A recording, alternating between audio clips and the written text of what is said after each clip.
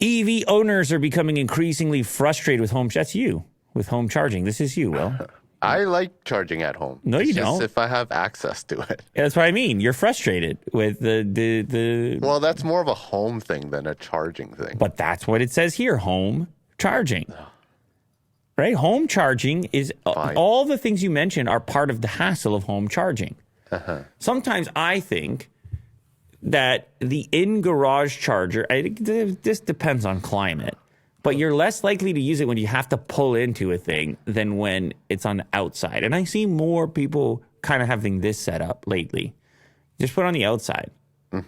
It's not the best looking thing, but you don't really notice it. And then you're always charging. You really don't think about it. Sure. But when you got to go in the garage and have the whole ordeal, now I guess people, it all depends from person to person. Some really use the garage almost all the time. Others, it's not quite as much of a habit. And for them, it's just a little more thought process. Shout out Daniel. He's looking for a poll from you, Will, in the chat. Go ahead and throw that in there for them. But anyway, you're frustrated with home charging because life at home is unpredictable, including cars being parked in front of other cars and garages being full of other crap and the elements. Because you remember when these things were covered in snow, how much it sucked to mess up your whole garage? It was disgusting. And salt and all that stuff. Yeah. And then I was thinking, I was second guessing my approach. I was like, you know what? Like even here, I was like, we should put a charger outside. Why is it inside? I'm just kind of scared of like people messing around with it. Goofing around? Yeah. Yeah, we gotta put some security measure on it. Yeah. We'll put a camera right on it. Yeah.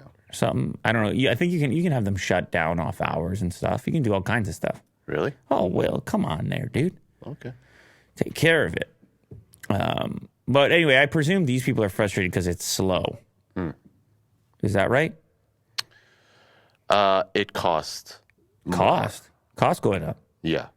Do you track this, by the way?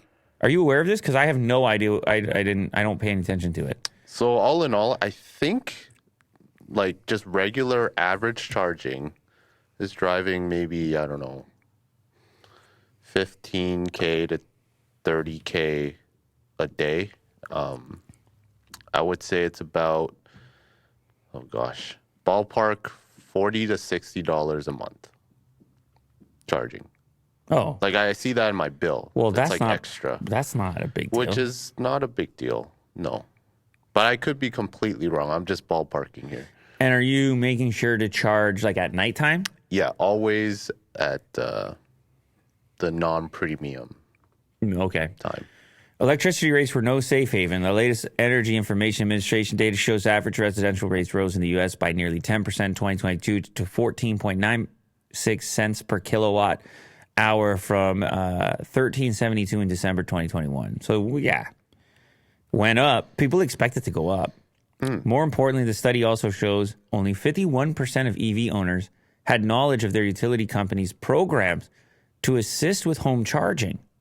By increasing awareness of available rebates or incentives, EV owners will benefit.